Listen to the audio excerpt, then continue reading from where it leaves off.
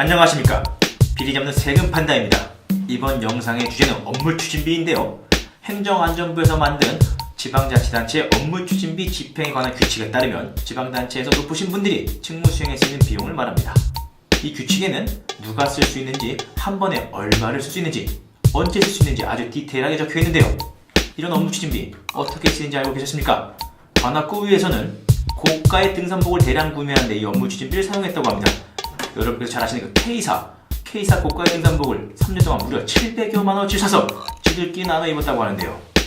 서울시 25개 자치구에서 4년 동안 쓰인 업무 추진비가 총 85억 원에 달한다고 합니다. 화가 막 치밀어 오르지 않으십니까?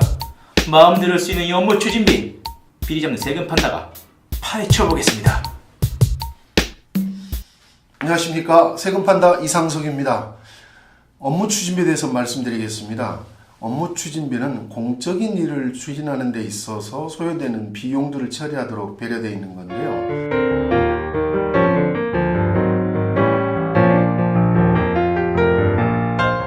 자치단체에는 4가지가 있고 지방의회에는 2가지가 있습니다. 중요한 것은 이제 자치단체 쪽에 있는 기관운영 업무 추진비와 시찰운영 업무 추진비죠. 그리고 지방의회 쪽은 2가지 공통운영 경비와 업무 추진비 2종류가 있습니다. 관심이 있으셨던 분들은 기관운영 업무 추진비가 중요하지 않다고 생각하실 텐데 2018년도부터 기관운영 업무 추진비의 범주와 금액이 훨씬 자유로워졌습니다. 그래서 예전에는 한정되어 있어서 등급별로 매겨져 있었던 것들이 지금은 많이 좀 풀려서 이제는 그 기관 인접에 있는 다른 기관의 전별금까지도 일부 줄 수 있을 정도의 돈들이 좀 만들어져 있고요. 가장 중요한 건 시책운영 업무 추진비겠죠.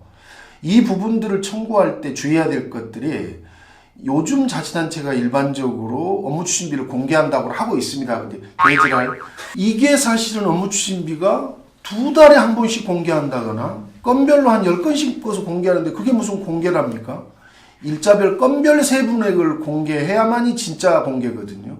그래서 청구하실 때는 기관운영 업무 추진비를 알고 싶은 연도를 쓰신 다음에 일자별 건별 세분액과 그 증빙 서류라고 하는 영수증, 견적서 이런 것들을 다 입금증까지 다 기타 등등. 근데 여기서 주의하셔야 될 우리나라 공무원들은 절대적으로 맞춤형 행정을 하기 때문에 말하지 않으면 안 들어주거든요. 그래서 반드시 가로 열고 영수증과 기타 등등이라고 쓰셔야만이 정보를 공개해 줄 것입니다. 그리고 이 부분들이 나올 때 이걸 어떻게 볼 것이냐라고 하는 건 3가지 종류가 있습니다. 법이. 매년 7월 말에 발표되는 편성에 관한 기본 지침이 있고 이것을 쓰는 데 있어서 세출에 관한 기본 지침이 있고요. 또 하나 마지막에 있는 게 업무 추진비를 어떻게 쓰면 좋겠다라고 행정안전부가 지침을 내려보낸 게 있습니다. 이걸 가지고 감시를 하시면 될 텐데 행정안전부의 사실 지침이라고 하는 건 구속력이 없습니다. 얘네들은 맨날 0을 만들면 처벌조항이 들어가는데 그 처벌조항을 안 만들기 위해 지침을 내려보내는 거거든요. 그래서 이 부분들까지 잘 보시면 좋겠고 요즘에 특히나 자치단체가 조례를 만들어서 자치단체장 업무추진비와 지방의회 업무추진비까지 공개를 하는 걸 기본 원칙으로 왔습니다만 세부적인 부분에 있어서는 항상 두리뭉술하게 넘어가는 그런 형태가 되고 있어서 좀 안타깝습니다. 업무추진비를 보실 때 정말 주의 있게 보셔야 되는 게 공무원이라고 해서 성명을 안 밝히는 경우가 있습니다. 특히 정보공개 관련돼서도 이 부분이 많이 통용되고 있는데 공무원은 누가 됐든 다 공개를 해야 됩니다. 최근에 전남 곡성에서 자치단체장 업무추진비 청구를 했는데 400명 정도로 이름을 숨겼거든요. 어떻게 했겠습니까? 곡성 군민들이 행정심판 가서 이겼어요. 그래서 400명의 명단을 다 공개할 수밖에 없는 상황이 벌어졌습니다. 그래서 곡성군이 지금 난리가 나 있죠. 돈은 받았다라고 하는데 누가 받았고 어떻게 받았는지에 대해서 전혀 나와 있지 않는 부분도 있고 근데 여기서 주의하셔야 될 게 또 하나 팁이 맨 처음 업무추진비를 정보공개 청구하실 때는 반드시 사전에 법인카드가 몇 장이 있고 누가 관리를 하고 있는지를 반드시 가지고 출발을 하셔야 됩니다.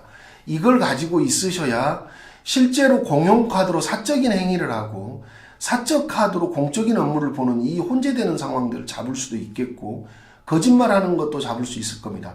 근데 업무 추진비만 가지고 자치단체장의 비리를 밝혀낼 수 있을까요? 불가능합니다. 왜 그럴까요? 다 빠져나갈 구멍들이 있기 때문에 그렇습니다.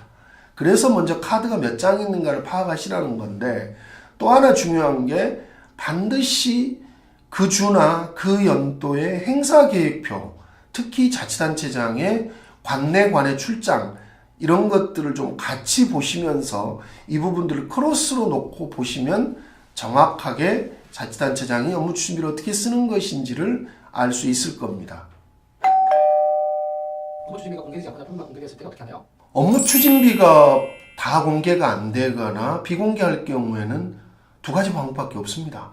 이의 신청하는 그런 멍청한 짓은 하지 마시고 행정심판을 상급기관에 하거나 행정법원에 행정소송을 제기하는 방법이 있습니다. 이 두 가지는 개인 신상에 관한 정보 말고서는 저희가 다 재판하거나 심판 청구하면 이길 수 있습니다. 그래서 겁먹지 마시고 우리가 흔히 알고 있는 TV나 영화를 보면 변호사들이 말 잘해야 되는 걸로 알고 있지만 우리나라는 구두 변론이 아니라 성문으로 변론을 한다는 걸 잊지 마십시오. 그래서 자신이 왜 그것을 보고 싶어 하는지만 알릴 수 있으면 어떤 경우도 다 써서 내면 다 이길 수 있습니다. 국민의 알 권리를 어떤 것도 다 누를 수는 없는 부분입니다. 여기서 한 가지 팁이 지금 자치단체별로 일비랄지 이런 부분을 제한을 하고는 있습니다만 대체적으로 공개를 안 하고 있거든요. 근데 사업자 등록증이랄지 이런 부분만 빼놓고는 민간인들만 이름을 비공개하지 나머지는 다 공개하도록 되어 있습니다. 물론 50만 원 이상이면 민간인이건 공무원이건 가리지 않고 그 신상까지도 다 공개하고 그 자리가 어떤 자리인까지 다 공개를 하게 되어 있거든요.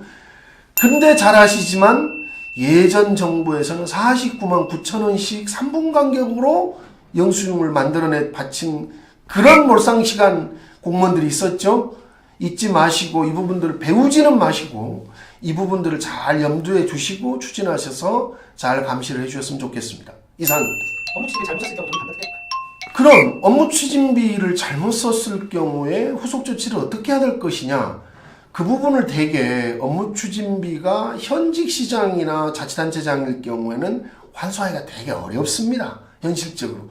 그래서 되게 만만한 게 홍어 못이다고 그만둔 자치단체장들로부터 환수했던 선례는 있습니다. 그래서 끝까지 경우에 벗어나는 경우는 현직 자치단체장에게 이 부분들을 환수 조치를 요구하면 환수받을 수도 있다는 것을 염두에 두시면 좋겠습니다.